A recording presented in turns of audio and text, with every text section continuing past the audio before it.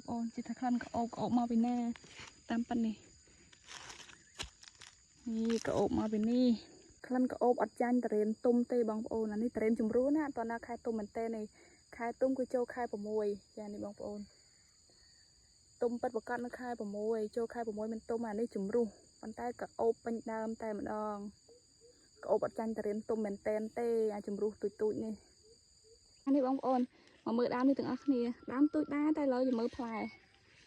នេះដើមទូចក៏ប៉ិតមែនតែផ្លែច្រើនគួរសមរបស់គេផ្លែទូចតែដើមតែផ្លែចង់ច្រើនជាងដើមធំទៀតផ្លែបានរួចផ្លែជីហើយ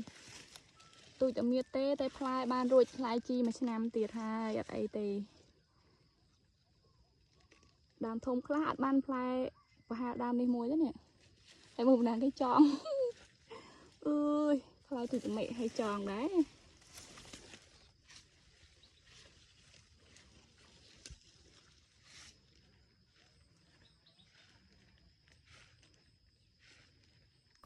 ហ្នឹងហើយបងប្អូនបន្ទាប់ពីមើលដើមមិញរួចឥឡូវនេះគឺដល់វគ្គខ្ញុំធ្វើការថ្ងៃនេះហើយគឺវគ្គចងផ្លែម្ដងពួកឯងធំដែរខ្លាចដាច់នៅសារមួយថ្ងៃនេះភ្លៀងរហូតដែរហើយខ្លាចមានខ្យល់អីចឹងទៅឆ្លៀតមកចងហើយខ្លាចបាក់មែកទៅខាតមើលមួយមេឃផ្លែច្រើនដែរចងខ្សែយឹតចឹងទៅកុំអោយបាក់មែកខាតផ្លែហើយឥឡូវនេះគល់មែកមានផ្លែទេបងប្អូនផ្លែនៅចុងមែកទាំងអស់ហើយឥឡូវពុំបាក់ចងនេះដើមរៀងពុះដែរផ្លែចឹងអីមិនងាយចងណាបងប្អូននេះនិយាយពីផ្លែវិញមកផ្ដុំគ្នានៅលើចុងនេះអាមែកក្រោមខ្ទាបអត់សូវមានផ្លែទេមកផ្ដុំគ្នានៅតែលើចុងនេះនៅលើទាំងអស់ផ្លែមែកហ្នឹងនេះតូចនេះហើយផ្លែធំឲ្យបើអត់ចង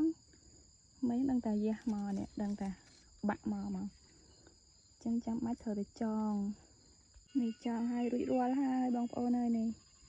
ហើយចងរួចរាល់